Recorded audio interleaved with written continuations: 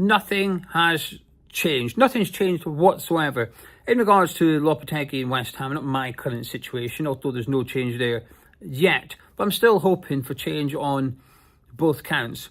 Well, that's wrong. I think there has been some change. I think Lopetegui's got himself another couple of games. He's won his cup final, and I don't think Bournemouth is a cup final. If he loses that one, I think he'll get the Brighton game.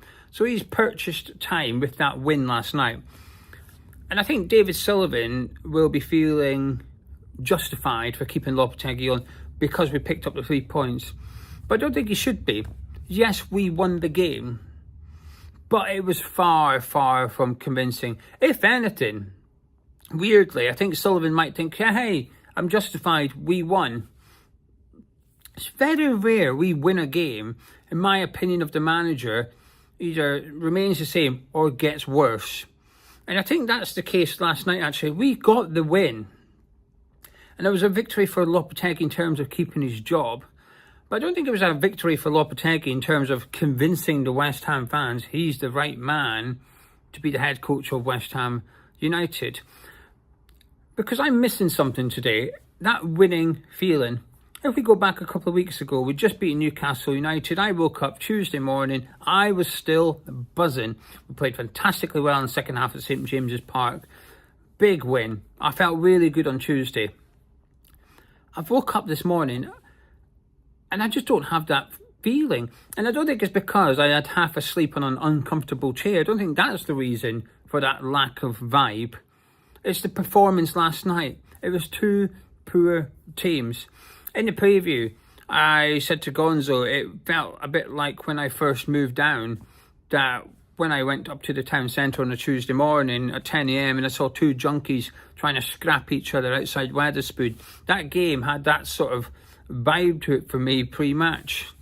I think I've just witnessed it. I think I've just seen two junkies having a fight at the London Stadium for 90 minutes. I'm not referring to Lopetegui and Gary O'Neill. Just the nature of the game is two poor teams, and we were just slightly less poor than what Wolves were. A victory over Wolves this season isn't really anything to write home about. You just have to look at their last game before the West Ham one.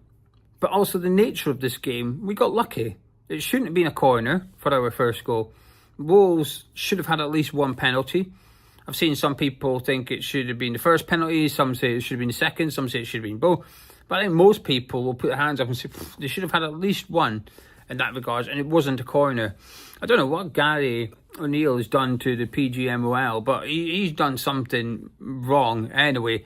I think maybe David Coote snuck into the VAR room at Stockley Park. Maybe he was on the old Colombian marching powder while he was taking a look at the VAR stuff or something. Maybe he knows the people outside Wetherspoons when I first moved down, actually. Maybe they're mates. Not sure. Not that I'm going to investigate it. Anyway, in regards to David Sullivan, relieved man. I always thought in the last few days, there was two reasons that David Sullivan was continuing to keep Lopetegui on. And I had a little bit of a phrase that I was quite pleased I came up with because I thought it sounded quite good and made me sound smarter than I am. And that was that Lopetegui is no longer the head coach at West Ham because of his ability or the board's confidence in his ability that he's the right man for the job.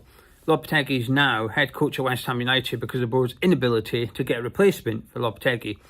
And I still think that's true. So that's reason number one, that I feel Lopetegui was kept in charge of West Ham because they just couldn't get anybody else in between the Leicester game and the Wolves game that they all agreed on. That's always going to be difficult. Them all agreeing on the same. They couldn't do it in the summer. They couldn't do it when David Moyes left and they had at least a month's notice of David Moyes leaving and they had all summer to recruit someone. They still couldn't agree who to go get. So there ain't a hope in hell they're doing it with a handful of days, right? There's no chance. So I felt that's why Lopetegui got this game. It wasn't Lopetegui or Graham Potter or anyone like that. It was Lopetegui or Kevin Keane. Well, we'll just stick with Lopetegui then and see if he can do something. The other reason I felt that Sullivan perhaps might have decided to go with Lopetegui is because of Everton smash Wolves.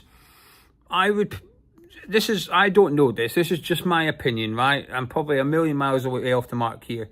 But when I watched Everton smashed Wolves at Goodison Park. I thought Sullivan ain't sacking Lopetegui because he'll be watching this thinking, surely even we can beat this lot. Surely even Lopetegui can get a win against this team. And he was right.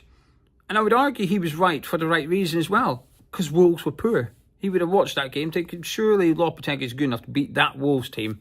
Correct, he was, because Wolves were that bad. But I think there's maybe a third reason. However, I don't think that reason is applicable until today because of the weekend's results and our result. Maybe it was part of his thinking last week, and that is the league table. Because like I said last night in the review, this bit don't sound too bad. Because after we won, we are now 1 point behind Man United, 2 points behind Newcastle, and 2 points behind Spurs. That doesn't sound bad. And I wouldn't be surprised if Sullivan's looking at the league table going, that's not bad, we're all right here. But that's missing context. Man United sacked their manager. Now, Amarim's not done much better in terms of results, but you can see what he's trying to do, and I think he will come good. But because of where Man U were, they pulled the trigger. Funny enough, the last El Sacchio worked out. Lopetegui won it, Ten Hag got the boot. Lopetegui's won El Sacchio again. 2 El Sacchio victories for Lopetegui. So Man U aren't great. Spurs fans are strongly debating whether Postecoglou should be the manager. So much so that after the Bournemouth game, Postecoglou walked over to away fans and got told to F off. And Newcastle fans, that debate's back on the horizon regarding Eddie Howe. So the league table looks all right in terms of where we are. But what it doesn't do is tell the truth. It doesn't tell the context. Anyway, more on Lopetegui. Before we do, this video is sponsored by Surfshark. Now, as you may be aware, I am currently in the maternity ward, pushing my luck, recording videos, and whilst we wait for baby Gio to be born. Because of Surfshark, I have a VPN on my phone. It gives me an extra layer of security, but it's still working right now. Even though I'm connected to the hospital Wi-Fi, the NHS free Wi-Fi, open network, loads of people on it at the same time. Surfshark VPN is just helping me keep that extra little level of security to protect my phone at all costs, because I've got a lot of personal data on there. I don't want people knowing it. Would I print it off and stick it up on the notice board in the hospital? No, I wouldn't. I don't want people to see it. Surfshark VPN just helps me keep that a little bit. And also, one of my favourite features regarding the VPN is that you can change your geolocation. So let's say I was currently in a Spanish hospital. Don't know why I'd be there. Maybe we've gone to Spain and baby's coming early. We're now in Spanish hospital. I've had a bit of paella for lunch. I go on my VPN. I can change my location. I can say, UK please. Then I can access the Sky Sports YouTube page immediately after the game. Watch all the highlights if I want to, because my phone thinks I'm back in the UK. It's a good one. Anyway, I've got an offer for you here on Hammer's Chat. They've still got their Black Friday on up until very early January. So basically December and a couple of days into January. So you want to get it now, you want to get it. You still get your 4 months free. It's just cheaper. From £1.49 per month. From £1.49 per month. And not only do I get it on my phone, I've got it on my computer. So if you sign up on your phone, go home, log into Surfshark on your computer, you have that protection on there as well. Now to get this offer, go to surfshark.com/hammerschat from £1.49 per month plus 4 months free. And you get a 30-day money back guarantee. So if come the 7th of January, I don't know what the date is anymore. I've lost it. When you're in here, it's like a time capsule, vacuum, it's gone. It could be the 9th, could be the 10th, could be the 11th. I'm not sure. But definitely, by the 7th of January, if you change your mind, you get your money back. No questions asked. It's really simple to get it back. I've tested it. Anyway, links in the description below. surfshark.com/hammerschat. In regards to Lopetegui, listen, he was never going to change my mind last night, right? We could have played like plain Barcelona, 1-4-0. And I'd say, well done. Fantastic. More of that, please. But I wouldn't go to Lopetegui in, this guy's the guy for the job. I need to see good performances, good results, consistency. I didn't need that to start the season because, let's just say he was on a neutral level. That's a lie. He was probably on -1 geo points because I didn't want him. I tried to get up to neutral. I did my best. He was on like -10 geo points when we hired him. So then I just got over it and got him to neutral as much as I could. But to go from there to there, it's a bit easier. But at the minute, he's back to minus 10 geo points. So even if he does really well over the next few weeks, he's still going to go up a little bit. And he's got a lot more to go to convince me. I'm willing to change my mind. I'm always willing to change my mind. I think it's a very important characteristic. I think it's a very powerful characteristic for a human being to have the ability to change your mind. I think it's wonderful. I think sometimes we get so consumed that this is my opinion, I shall not change it because I must be proven correct. I think to be proven incorrect when you have a negative opinion and you get proven incorrect because the outcome's positive, I think that's a wonderful thing. So I want him to change my mind. I've just got no confidence he will, none whatsoever. The game last night, we won. That should make me think, ooh, maybe. But it hasn't. If Fenton's done the opposite, it's made me think, no, this guy definitely is not the right guy for West Ham. Because we didn't play well. There was nothing he did that made us look fantastic. We didn't win last night because of Lopetegui. A week ago, David Sullivan had a decision to make, and he could have maybe put Kevin Keane in charge last night. I think we still win. I think we still win last night with Kevin Keane in charge, or you at home in charge. Your team talk was done for you because of what happened on Saturday with Mikel Antonio. The players, I feel, was massively motivated by that, and I think it's been proven with Souček's celebration, with Jared Bowen's celebration. After the game, Thomas Souček spoken about Mikel Antonio, about how they video called him before the match and stuff. So they had this one-off motivation for the game. Now, I'm not saying we won because of that, but I think it certainly helped. I think it influenced the team last night in a positive manner. Arguably more than what Lopetegui did. Now, to prove that I think his tactics weren't great last night, or he did not do anything last night. If you look at I've just been having a look at the Y Scout report last night, just briefly, because I was sending Gonzo my player ratings because I can't be on the video. And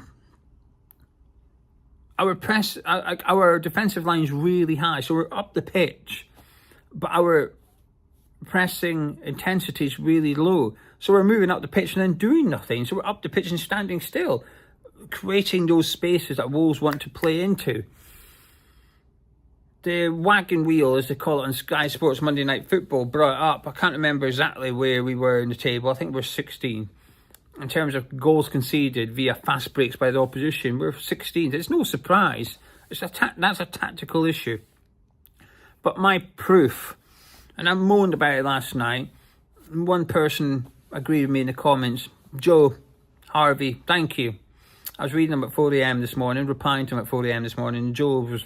Team Gio was a hatred of short corners. It's not that I hate short corners. I hate a short corner without a plan. That's what I hate. Wolves, the worst team in the league for set pieces.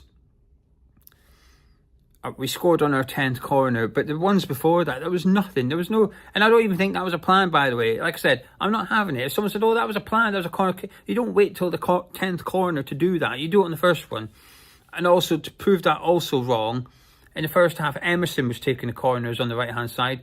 Jared Bowen took that corner on the right-hand side. So we switched corner kick taker for the second half. The biggest defence would be, well, maybe it was a corner kick routine. But I think you're really scraping battle here. Arguing myself, I appreciate that. Maybe it's a corner kick routine which we do in the second half. Well, that's bold to assume you're going to get a corner in the second half. Can you imagine you got 8 in the first half, and we didn't get loads in the second half. Most of them were in the first half. So we came up against the worst team in the league for set pieces, and we didn't have a plan. We didn't have something to try and capitalise on that. It was down to just the aerial ability of Thomas Souček. Because that is, by the way, that is not an easy chance. It's not like it's come in and Souček just had to glance it in. That is an incredible header by what Souček did. The worst team at set pieces, and we had no plan for set pieces. We're over 10 corners. I assume we got another one after Souček scored. You don't get that. You don't get 12 corners against a team bad at set pieces in the league very often. But we did, and we scored from one of them, but it was more player individual brilliance rather than anything else. So we won. I'm not overly looking forward to the Bournemouth game more. I don't think we're going to beat Bournemouth. I didn't think we were going to beat Bournemouth before last night. My confidence in that game, if anything, has decreased, especially since realising Bournemouth actually won on Sunday. I thought they drew. So yesterday I'm sat here, blah, blah, blah, blah, blah. Ipswich got a draw against Bournemouth, blah, blah, blah. And a couple of people text me and a couple of people in the comments said, I think you're missing a goal here. Didn't realise Bournemouth scored in the 96th minute or something like that. Anyway, they'll be on a high after their last minute winner against Ipswich Town, won't they? But they could have got beaten by Ipswich. I still think Bournemouth beat us because they've got a better manager. Squads are compatible somehow. We've been in the Premier League longer, much more money, and I don't think the squads are too much different in terms of ability. If you were to do a combined 11, I think it would be 6-5 one way, 7-4 at best. It's quite an even one. Listen, there were some positives last night. I thought Jared Bowen was excellent. I think that's the first time I've really enjoyed him as striker. But I think because Bowen was over on the right-hand side a lot, teaming up with Kudus, I think it isolated Somerville, who was looking reasonably bright. Just a difficult role for him. Anyway, sorry for being grumpy after a win. I don't feel grumpy. I feel relieved because we've got the 3 points on the board. Because, like I said, I don't want to be dragged into relegation battle. And I don't think we will be. And I think that's why Lopetegui will keep his job, because we'll just do enough to stay 6-7 points away from the bottom three. Because the bottom three, let's face it, they're pretty stinky. Southampton, it's brand Russell Martin. It just reminds me so much of Vincent Kompany and Burnley. However, that's down to Jason Wilcox more than anything else. But they're stinky. Ipswich, I've got a lot of grit about them, but I don't know if they're going to be good enough. Last year I got something about them, but there's a few. Wolves just look dreadful at the moment. Everton aren't, I know they beat Wolves, but we've just seen Wolves. They're no great shakes themselves. So I think we'll always be far enough away from a relegation battle that we're never really in one. Saying that could change with defeats to Bournemouth and Brighton, couldn't it? I'm looking over my shoulder more than I'm looking up. Even though we're closer to the European spots than we are the relegation zone right now in terms of points, I ain't looking up. I'm looking over our shoulder at who's creeping up on us. But it's not a good situation to be in. And to coin one of my favourite phrases, we've just kicked the can down the road, because the situation we were in, we will be in again. We'll get beat by Bournemouth, beat by Brighton. You'll have another cup final. El Sacchio the third as we take on Southampton with Russell Martin, and we'll beat them. And then we'll get smashed by Liverpool, and it just repeat. And before you know it, it's the end of the season. We can all see it a million miles away. And I think that's what's really getting me down at the moment. I feel like we're just in this corridor of nothing, and I don't like it. As a football fan, you should be allowed hope. You should be allowed to dream. FA Cup's a handful of weeks away. Don't know how many weeks, because I don't know the date. But it's about a month away, the FA Cup. And I know it's a tough job, but I could make reasons as to why Villa might not take that serious. But the problem is I'm already not bothered by it. And I hate this feeling. I really hate it. I'll tell you what, I want two things.